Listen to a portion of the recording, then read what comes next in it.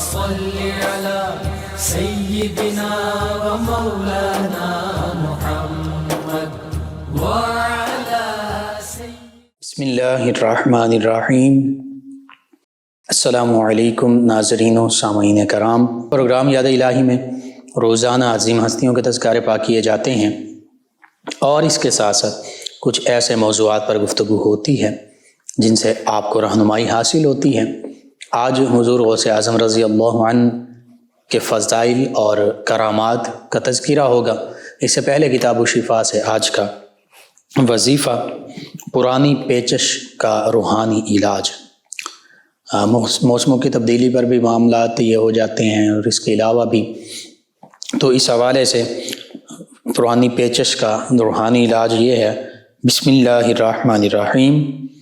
ان اللہ کان بکل شیء علیما۔ بسم اللہ الرحمن الرحیم، ان اللہ کان بکل شیء علیما۔ اور یہ طلوع آفتاب سے قبل، یعنی سورج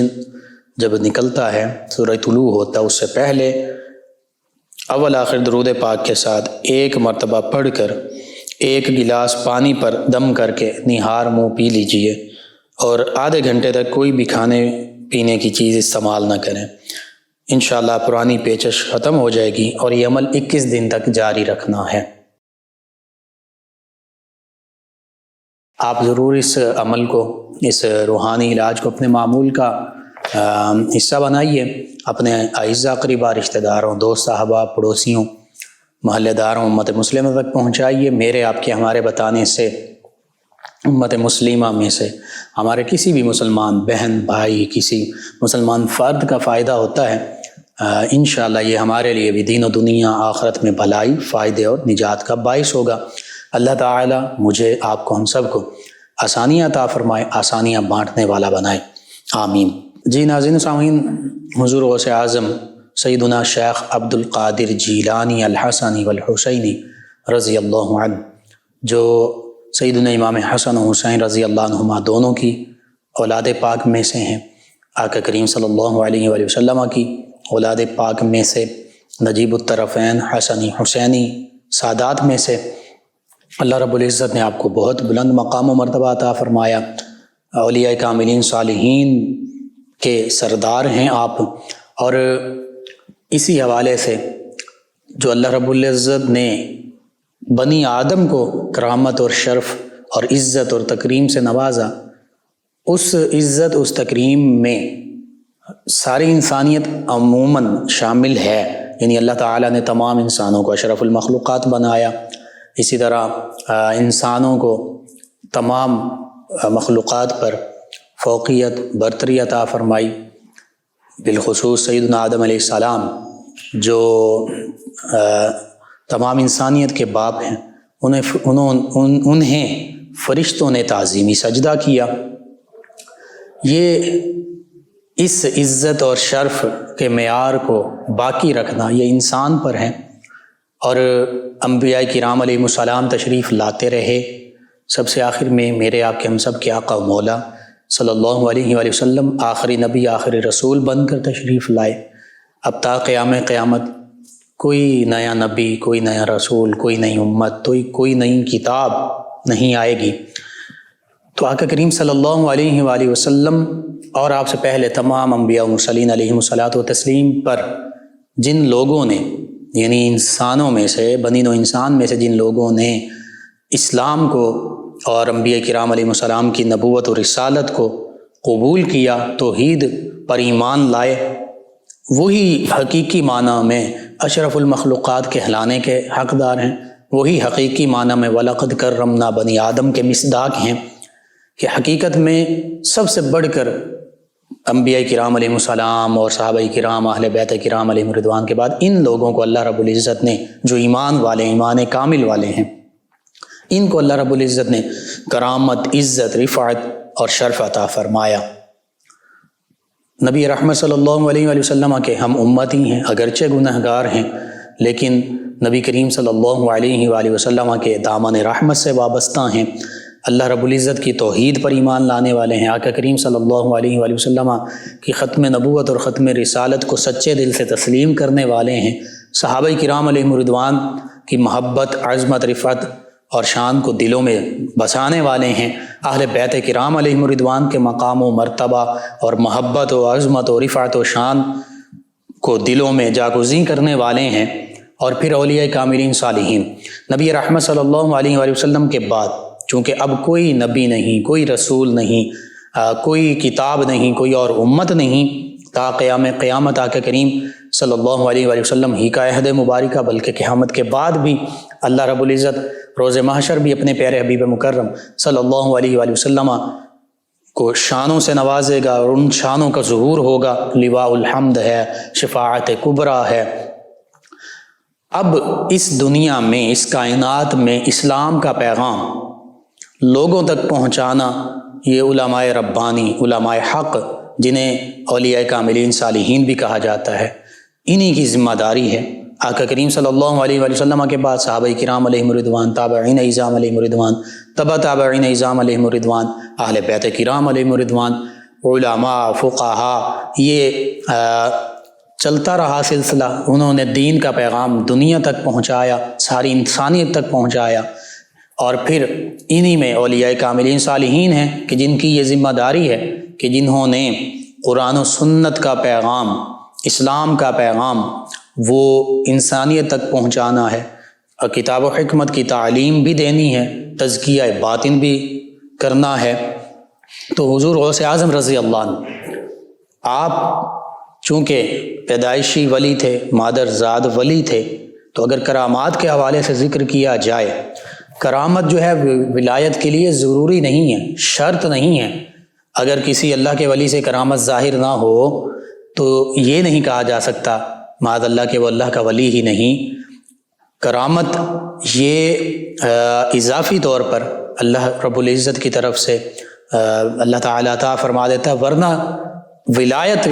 کے لیے کرامت شرط نہیں۔ ہاں، ولایت کے لیے استقامت شرط ہے، استقامت علی الدین، استقامت علی الشریعہ، شریعت پر ثابت قدم رہنا یہ ولایت کے لیے شرط ہے۔ یعنی اگر کوئی مسلمان، کوئی اللہ کا نیک بندہ اللہ اور اس کے پیارے حبیب صلی اللہ علیہ وآلہ وسلم کی تعلیمات کی اخلاص کے ساتھ مکمل طور پر پیروی کر رہا ہے تو وہ اللہ کا ولی ہے، اگرچہ اس سے ظاہری طور پر کوئی خاص کرامت ظاہر نہ بھی ہو۔ اور اسی لیے کہا گیا کہ الاستقامہ فوق الکرامہ، جو استقامت ہے یہ کرامت سے بھی بڑھ کر ہے۔ ہاں، اللہ رب العزت بعض اوقات لوگوں کو دکھانے کے لیے اپنے نیک بندوں کے ہاتھوں سے، ان کی ذوات قدسیہ سے مختلف کرامات کا ظہور فرما دیتا ہے۔ اب کوئی بھی ایسی چیز جو عقل کو عاجز کر دے وہ حقیقت میں قدرت کاملہ ہوتی ہے، اللہ کی قدرت سے ہوتی ہے۔ اگر اس کا ذریعہ اللہ کے نبی ہوں تو وہ معجزہ کہلاتی ہے، اگر اس کا ذریعہ صحابہ کرام، اہل بیت کرام، تابعین اعظام، اولیاء کاملین صالحین ہوں تو پھر وہ کرامت کہلاتی ہے۔ یعنی اللہ تعالیٰ نے یہ شرف، یہ عزت، یہ بزرگی ان ہستیوں کو عطا فرمائی۔ اگر کسی عام بندہ مومن سے ہو تو معونت ہوتی ہے، یعنی اللہ تعالیٰ کی مدد اس میں شامل حال ہوتی ہے۔ لیکن اگر کسی فاسق اور بالخصوص کافر سے ہو کوئی ایسا عمل جو عام طور پر عقل میں نہ آئے، جیسے ہندو جوگی مختلف شیطانی ریاضات، وہ شیطانی ریاضات کرتے ہیں، شیطان جو ہے وہ ان کی جو اس طرح سفلی علوم میں بالفرض کالا جادو ہے، جوگی ہیں، ہندو جوگی ہیں یا دیگر مذاہب کے ماننے والے ہیں، وہ کچھ ایسے عمل کرتے ہیں جس سے شیطان کو وہ راضی کر لیتے ہیں، تو شیطانی طاقتیں ان کے شامل حال ہوتی ہیں، یعنی شیطان ان کی مدد کرتا ہے تو وہ استدراج کہلاتا ہے۔ اب استدراج کے سوا جتنے بھی معاملات ہیں، چاہے اللہ کے بندے مسلمان سے کوئی غیر عقلی، عقل کو عاجز کر دینے والا کام صادر ہو جو معونت ہے، یا اللہ کے ولیوں سے کرامت صادر ہو، بالخصوص کرامت، یہ علماء، فقہاء، اولیاء نے لکھا کہ یہ کرامت در حقیقت اس نبی علیہ السلام کا معجزہ ہوتا ہے جن کے وہ امتی ہوتے ہیں، وہ ولی۔ تو اب امت محمدیہ صلی اللہ علیہ وآلہ وسلم میں جتنے اولیاء کاملین صالحین سے کرامتوں کا ظہور ہوگا وہ در حقیقت نبی رحمت صلی اللہ علیہ وآلہ وسلم کا معجزہ ہوگا، اور پھر نبی کریم صلی اللہ علیہ وآلہ وسلم کا معجزہ جو ہے وہ اللہ تعالیٰ کی قدرت کاملہ سے ہوتا ہے۔ حضور غوث اعظم رضی اللہ عنہ، آپ کے فضائل کا میں نے عرض کر دیا کہ اولیاء کاملین صالحین میں سے بھی ہیں اور سادات میں سے ہیں، نجیب الطرفین سید ہیں۔ یہ وہ سعادت ہے جو بزور بازو حاصل نہیں کی جا سکتی، اللہ رب العزت جسے عطا فرمائے، یعنی نبی کریم صلی اللہ علیہ وآلہ وسلم کی اولاد پاک میں سے ہونا۔ اسی طرح آپ پیدائشی ولی ہیں، مادرزاد ولی ہیں، آپ کے والد گرامی اللہ کے ولی، آپ کی والدہ اللہ کی ولیہ، آپ کی پھپھی جان وہ اللہ کی ولیہ، آپ کے دادا جان اللہ کے ولی، آپ کے نانا جان اللہ کے ولی، اور پھر سیدنا امام حسن حسین رضی اللہ عنہما تک اللہ کے ولی ہیں سبھی۔ پھر صحابیت کا مقام پانے والی ہستیاں ہیں، جنتی جوانوں کے سردار ہیں آپ کے آباء و اجداد میں سے سیدنا امام حسن حسین رضی اللہ عنہما، سیدنا علی المرتضیٰ کرم اللہ وجہ الکریم چوتھے خلیفہ راشد بھی ہیں، عشرہ مبشرہ میں بھی شامل ہیں، آقا کریم صلی اللہ علیہ وآلہ وسلم کے دامادوں میں بھی شامل ہیں، نبی کریم صلی اللہ علیہ وسلم کے چچا زاد بھائی بھی ہیں، اور پھر سیدہ فاطمہ الزہرا رضی اللہ عنہ جنتی خواتین کی سردار، اور پھر یہی غوث اعظم رضی اللہ عنہ کے جد امجد آقا کریم صلی اللہ علیہ وآلہ وسلم جو تمام انبیاء و مرسلین علیہم الصلاۃ و تسلیم کے سردار۔ تو یہ فضل، یہ شرف یہ خود بخود حاصل نہیں ہوتا، یہ اللہ رب العزت جسے عطا فرما دے، ان میں یہ حضور غوث اعظم رضی اللہ عنہ بھی شامل ہیں۔ آپ کی ولادت باسعادت یکم رمضان المبارک کو ہوئی تو دودھ نوش نہیں فرمایا، سحری سے لے کر افطاری تک اپنی والدہ ماجدہ کا، اور پھر جب اگلا رمضان المبارک آیا مطلع برآلود، لوگوں کو پتہ نہیں کہ رمضان کا آج روزہ ہے یا نہیں، تو لوگوں نے،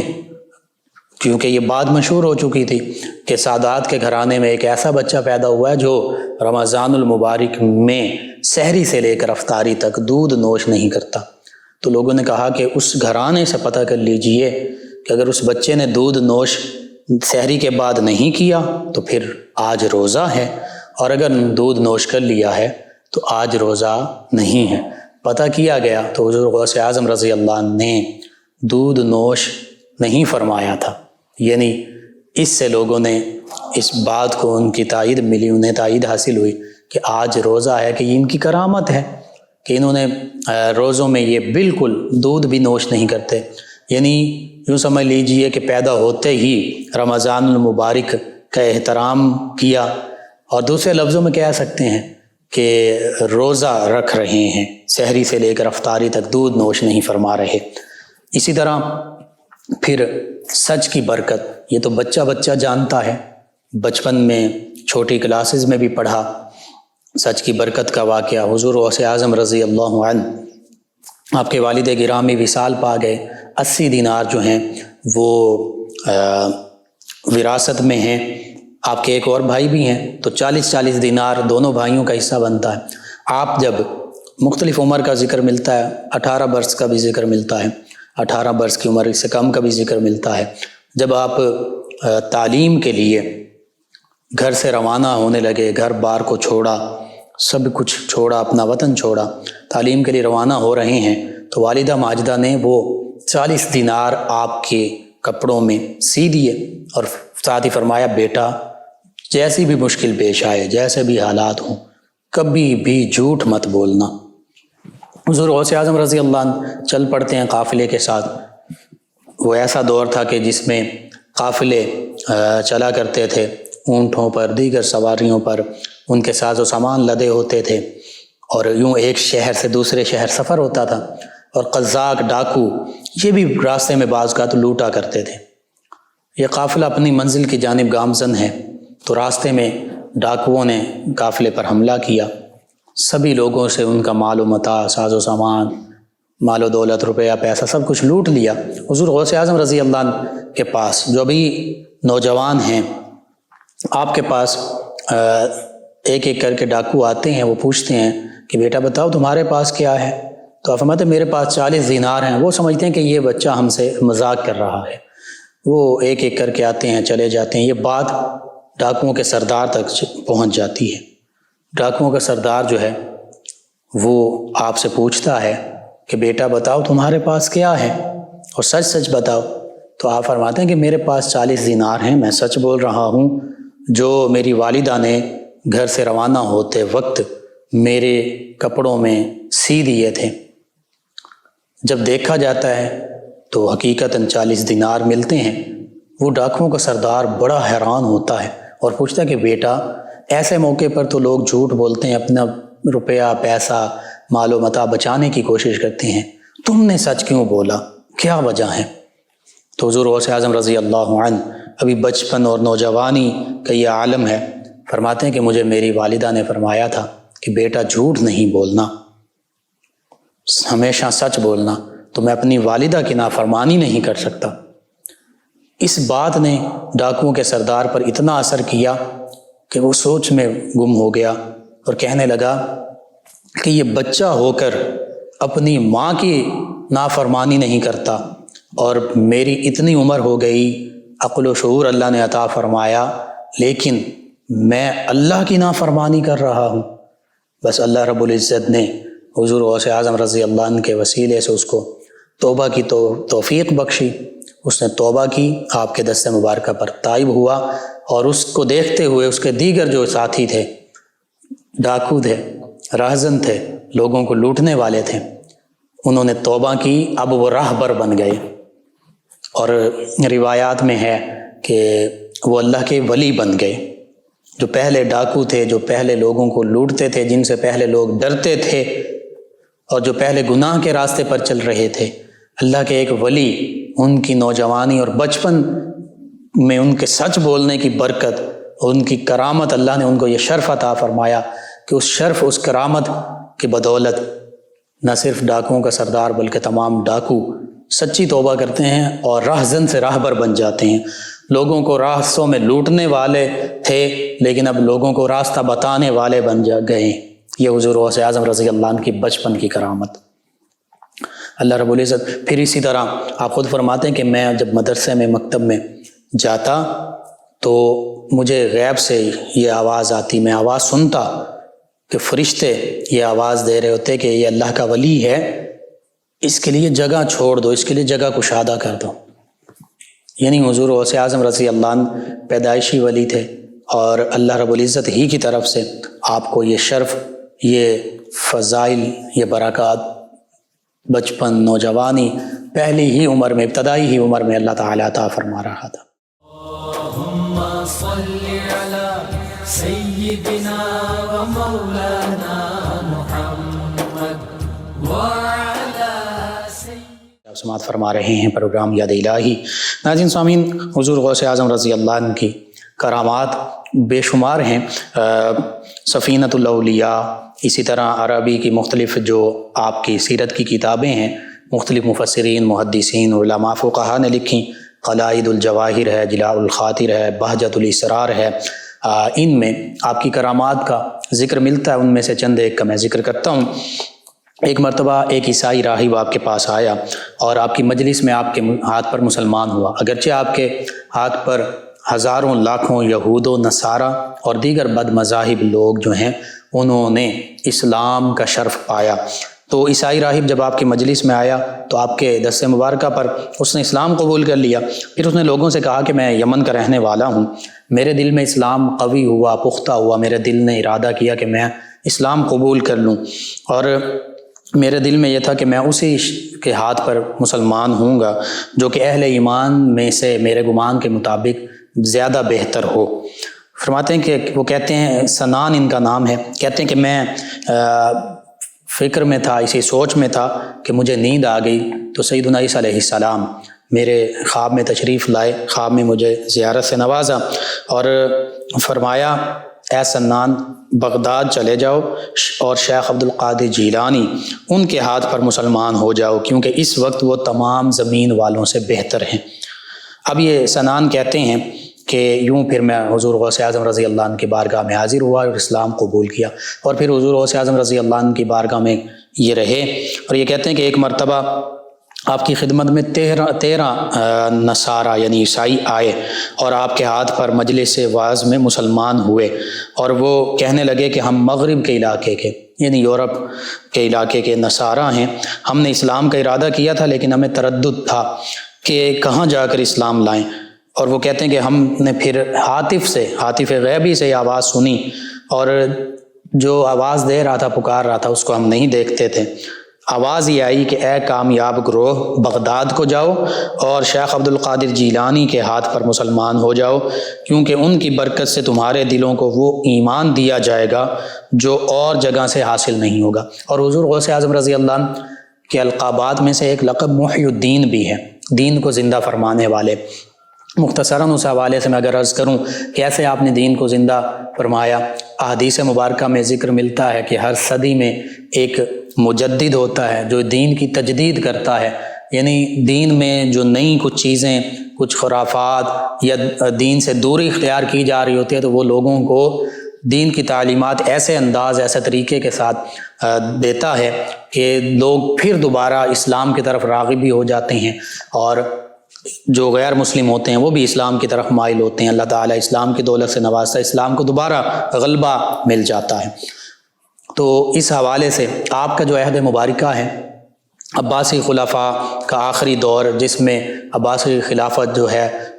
وہ بھی زوال کا شکار ہے، مسلمان جو ہیں وہ زوال پذیر ہیں، اخلاقی حوالے سے، معاشی حوالے سے اسلام سے بھی دور ہو رہے، اسلامی تعلیمات سے دور ہو رہے، تاکہ جو حکمران ہیں عباسی حکمران وہ عیش و عشرت اور ان معاملات میں پڑے ہوئے ہیں۔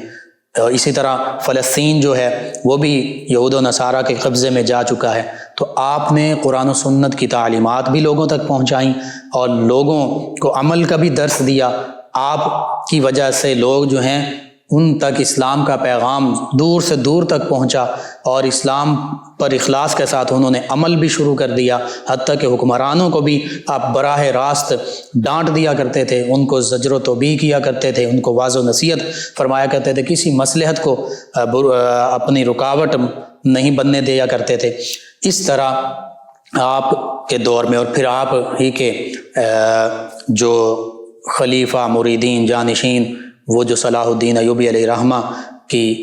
فوج میں شامل ہوئے، اور پھر جہاد ہوا، اور پھر فلسطین جو ہے وہ فتح ہوا، تو یہ بھی آپ کی کرامات کا حصہ ہے۔ اسی طرح آپ کے دست مبارکہ پر کئی لوگوں نے اسلام قبول کیا،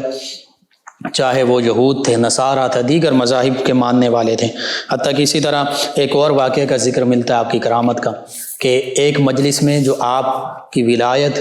کے منکر تھے، لوگ بد مذہب سے تعلق رکھتے تھے،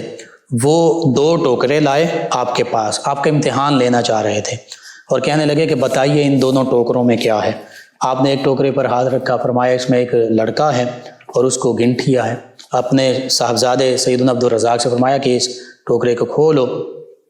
کھولا گیا، بالکل ایسا ہی تھا، اس نوجوان کو گنٹھیا تھا، وہ اٹھ نہیں سکتا تھا۔ آپ نے اسے فرمایا کہ کھڑا ہو جا۔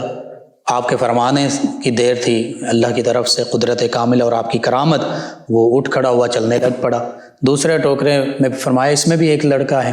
نوجوان ہے، اس کو کھولا گیا تو وہ پہلے صحیح تھا لیکن آپ فرمایا اس کو گنٹھیا ہے، یہ نہیں اب چل پھر نہیں سکے گا۔ ایسا ہی ہوا، وہ چلنے پھرنے سے معذور ہو گیا۔ تو اس موقع پر ان بد مذاہب لوگوں نے جو منکر تھے انہوں نے توبہ بھی کی، اور پھر اپنے جو یہ معاملہ تھا اس کی معافی بھی چاہی۔ اسی طرح ایک مرتبہ یوں ہوا کہ آپ اپنے مدرسے میں موجود تھے، تو آپ اچانک کھڑے ہوئے اور اپنی کھڑائیں جو ہیں وہ پہنے ہوئے وضو کرنے لگے، اور اس دوران آپ نے پھر 2 رکعت نماز نفل پڑھی، سلام پھیرا، زور سے نعرہ لگایا اور ایک کھڑاؤں پکڑ کر ہوا میں اچھال دی، ہوا میں پھینکی، وہ نظروں سے اوجھل ہو گئی۔ پھر دوسری کھڑاؤں جو ہے یعنی چپل آپ کی جو تھی وہ اسی طرح ہوا میں پھینکی، وہ بھی نظروں سے اوجھل ہو گئی۔ حاضرین مجلس کہتے ہیں کہ پھر ہم بیٹھ گئے، اور کسی میں بھی اس حوالے سے پوچھنے کی کوئی جرت نہیں تھی کہ آپ نے یہ عمل کیوں فرمایا۔ تو حاضرین کہتے ہیں کہ جو آپ کے پاس بیٹھنے والے جنہوں نے یہ واقعہ دیکھا تھا، کہ تقریباً 23 دن کے بعد بلاد عجم سے ایک قافلہ آیا، عجمی ممالک سے، اور انہوں نے ہمیں بتایا کہ ہم حضور غوث اعظم رضی اللہ عنہ کی بارگاہ میں حاضر ہونا چاہتے ہیں، کچھ تحائف ان کی خدمت میں پیش کرنا چاہتے ہیں۔ ان تحائف میں کچھ ریشمی کپڑے تھے، سونا تھا، اور شیخ عبد القادر جیلانی رضی اللہ عنہ کی کھڑاؤں تھیں، وہ چپلیں مبارکہ تھیں جو آپ نے ہوا میں اچھالی تھیں۔ تو وہ لوگ بڑے حیران ہوئے، تو کہنے لگے، جو حاضرین مجلس تھے جنہوں نے پہلے یہ دیکھا تھا کہ اس طرح آپ نے اپنی کھڑاؤں پھینکی ہیں اور آج وہی واپس آ رہی ہیں، یہ لوگ لا رہے ہیں، تو ان لوگوں سے پوچھا کہ یہ تم نے کہاں سے لی ہیں؟ انہوں نے پھر اپنا واقعہ بیان کیا کہ ہم سفر میں تھے، قافلہ سفر پر جا رہا تھا، تو راستے میں ڈاکوؤں نے، قزاقوں نے ہمیں لوٹ لیا، ہم بڑے پریشان ہوئے، حتیٰ کہ ان ڈاکوؤں نے ہمارے کچھ لوگوں کو قتل بھی کر دیا، ساز و سامان بھی لوٹ لیا۔ اس دوران ہمارے ذہن میں یہ بات آئی کہ کیوں نہ ہم حضور غوث اعظم رضی اللہ عنہ کو یاد کریں، تو ہم نے حضور غوث اعظم رضی اللہ عنہ کو یاد کیا۔ تو تھوڑی دیر بعد ہم دیکھتے ہیں کہ ڈاکو جو ہیں ان میں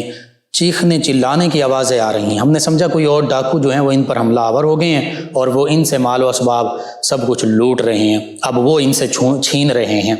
لیکن تھوڑی دیر ہوئی تو ڈاکو ہمارے پاس آئے، کہنے لگے کہ اپنا ساز و سامان، مال و متاع سب کچھ واپس لے لو، اور دیکھو ہمارے ساتھ کیا معاملہ ہوا ہے۔ ہم یہ جو قافلے والے لوگ جو واقعہ بتا رہے ہیں، جن کے ساتھ یہ واقعہ پیش آیا، کہتے ہیں ہم ان ڈاکوؤں کے ساتھ چلے تو انہوں نے ہمیں دکھایا کہ ان ڈاکوؤں کا سردار جو ہے وہ مرا پڑا ہے، اور کہنے لگے کہ یہ ہماری حالت ہو گئی ہے، ہم توبہ کرتے ہیں اور تم اپنا ساز و سامان واپس لے جاؤ۔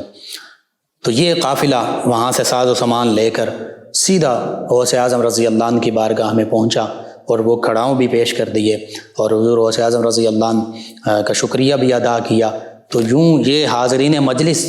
انہوں نے یہ واقعہ بیان کیا۔ قلائد الجواہر، نزہۃ الخاطر الفاتر جو ہے عربی کی حضور غوث اعظم رضی اللہ عنہ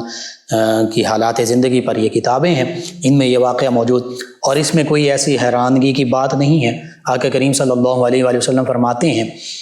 کہ جب اس حدیث مبارکہ تفصیلاً طویل ہے اس کا مفہوم، کہ اگر تم کہیں راستے میں ہو اور تمہیں ضرورت پڑے کسی مدد کی، تو تم یوں پکارو، یا عباد اللہ اغیثونی، اور ایک روایت میں یا عباد اللہ اعینونی، اے اللہ کے بندو ہماری فریاد کو پہنچو۔ اغیثونی، غیث اور غوث بھی اسی سے ہے، غوث فریاد کو پہنچنے والا، یا عباد اللہ اعینونی، اے اللہ کے بندو ہماری مدد کرو۔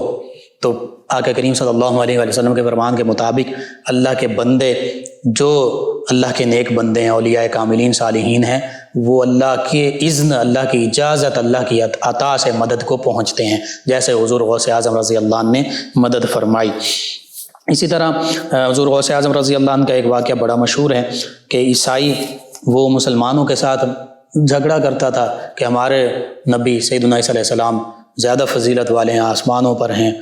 تو حضور غوث اعظم رضی اللہ عنہ تک یہ بات پہنچی، آپ فرمایا کہ حضور سیدنا عیسیٰ علیہ السلام کے بڑا مقام و مرتبہ ہے، لیکن نبی رحمت صلی اللہ علیہ وآلہ وسلم ہمارے نبی وہ سب سے افضل والا ہیں۔ تو عیسائی نے کہا پھر اس کا کوئی ثبوت؟ آپ فرمایا قبرستان میں چلتے ہیں اور تم جس قبر کو کہتے ہو میں وہاں پہ کھڑے ہو کر کہوں گا اس مردے سے کہ تم کھڑے ہو جاؤ، زندہ ہو جاؤ۔ تو اس نے، یہ عیسائی نے کہا کہ ہمارے نبی مردوں کو زندہ کیا کرتے تھے۔ آپ نے فرمایا کہ میں نبی نہیں ہوں، نبی رحمت صلی اللہ علیہ وآلہ وسلم کا غلام ہوں، امتی ہوں۔ تو قبرستان میں گئے، پرانا قبرستان تھا۔ حضور غوث اعظم رضی اللہ عنہ نے فرمایا قم باذنی، میرے حکم سے کھڑے ہو جاؤ۔ یہ وہی بات ہے انی انا اللہ رب العالمین، سورہ طٰہٰ میں درخت کہتا ہے کہ میں بے شک میں اللہ ہوں تمام جہانوں کا پالنے والی، یعنی درخت سے آواز آتی ہے۔ تو اللہ رب العزت کی طرف سے مظہر بن سکتے ہیں، حقیقت میں اللہ تعالیٰ ہی کی طرف سے سبھی کچھ ہوتا ہے، مدد بھی، استعانت بھی، استمداد بھی۔ بہرحال وہ مردہ اٹھ کھڑا ہوا تو عیسائی نے توبہ کی اور مان گیا اور مسلمان بھی ہوا اور مان گیا کہ حقیقت میں نبی رحمت صلی اللہ علیہ وآلہ وسلم کا یہ مقام و مرتبہ ہے کہ جن کے امتی جو ہیں وہ اللہ کی اذن اور عطا سے ان کو اللہ تعالیٰ نے یہ کرامت اور شرف سے نوازا ہے کہ وہ بھی مردوں کو زندہ کر لیتی ہیں۔ بہرحال حضور غوث اعظم رضی اللہ عنہ کی کرامات بے شمار ہیں۔ امام ابن قدامہ مقدسی حنبلی علیہ رحمہ دیگر علماء فقہا اس دور کے بھی جو آپ کے مجلس میں بھی بیٹھا کرتے تھے اس کے بعد بھی وہ لکھتے ہیں کہ اتنے زیادہ آپ کی کرامات ہیں کہ کسی اور اللہ کے ولی سے اتنی کرامات وہ تواتر کے ساتھ نقل نہیں ہوئی، ذکر نہیں ملتا۔ حضور غوث اعظم رضی اللہ عنہ کی حقیقت میں کرامات بے شمار ہیں، اللہ تعالیٰ نے آپ کو ان شانوں سے نوازا۔ ناظرین سامعین، اس دوران ہمیں جوائن کیا، ملتان سے ہیں، نام نہیں لکھا، بیٹی کے بارے میں کہ اسٹڈی نہیں کر پا رہی، یاد نہیں کر سکتی، سمجھ نہیں سکتی جو بھی وہ پڑھتی ہے۔ سورہ علم نشرح اس کو 41 مرتبہ پڑھیں اور ربی زدنی علما یہ دعا مانگیں، انشاءاللہ اللہ تعالیٰ بہتری فرما دے گا۔ عثمان ظفر صاحب ہیں، کہتے ہیں صدا سلامت رہیں، اور آپ کے رپلائی کا تھینکس، جی شکریہ آپ کا۔ ہیرا صاحبہ ہیں فیصل آباد سے، انہوں نے کہا السلام علیکم بھائی، آپ کیسے ہیں؟ جی وعلیکم السلام الحمدللہ۔ کہتے ہیں میرے نام کا معنی بتا دیں۔ جی لفظی معنی تو اس کا غصہ بھی ہے اور دیگر معنی بھی ہیں، حسن و جمال بھی ہے۔ یہ مکۃ المکرمہ میں وہ غار ہیرا کہلاتا ہے، تو بالکل رکھا جا سکتا ہے نام، اس میں کوئی ایسا مذائقہ نہیں ہے۔ نماز کی پابندی کے لیے کوئی وظیفہ، سورہ یاسین روز پڑھیں، پانی پر دم کر کے پی لیں، انشاءاللہ اللہ تعالیٰ بہتری فرما دے گا۔ ایک اور لسنر ہیں، غالباً نام انہوں نے نہیں لکھا، نور العین ہیں فیصل آباد سے، انہوں نے کہا السلام، جی وعلیکم السلام۔ کہتے ہیں کہ ہاؤ آر یو؟ جی الحمدللہ،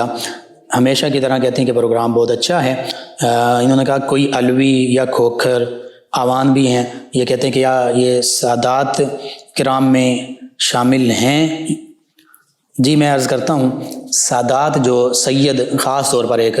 اصطلاح کے طور پر جو بولا جاتا ہے نسب کے حوالے سے، تو وہ سیدنا امام حسن حسین رضی اللہ عنہما کی جو اولاد ہیں وہ سید ہیں، یعنی سیدہ فاطمہ رضی اللہ عنہ کی جو اولاد ہیں۔